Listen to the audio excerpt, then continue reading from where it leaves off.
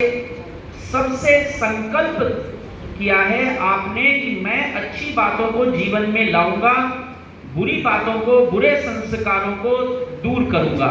ये आपने संकल्प लिया है, व्रत लिया है, शपथ ली है, प्रतिज्ञा ली है। प्रार्थना मात्र नहीं की है आपने। याद रखना, प्रार्थना शब्द मात्र नहीं होती, बल्कि प्रतिज्ञा होती है। प्रार्थना क्या होती है? प्रतिज्ञा।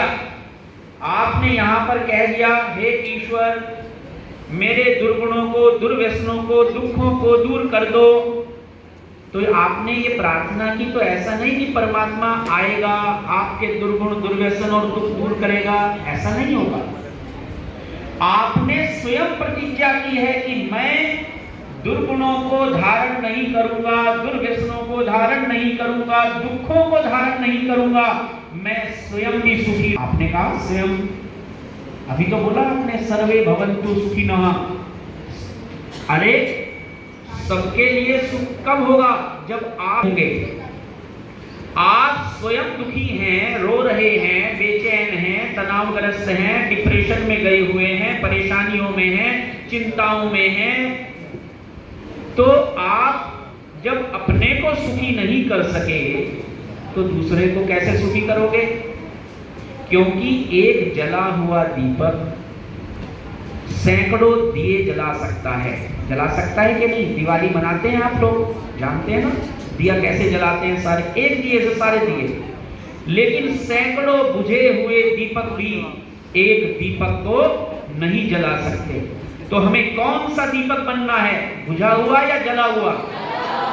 बस ये शिक्षा प्राप्त कर लो। शिक्षा का अर्थ क्या है? सीखना और सिखाना। शिक्षा किसे कहते हैं? सिखाना। संस्कृत की धातु है शिक्ष, जिसका अर्थ होता है, एजुकेशन का अर्थ क्या है? एजुकेशन जो है भाषा का शब्द है, और अर्थ यही है कि आंतरिक शक्तियों को बाहर निकालना। क्या अर्थ है एजुकेशन का? आंतरिक शक्तियां जो हमारे भीतर छिपी हुई शक्तियां हैं। हम सबके भीतर बहुत शक्तियां हैं। बैठ जाओ बेटा, बैठ जाओ, अब मत बोलना, फिर खड़े हो जाओगे नहीं तो।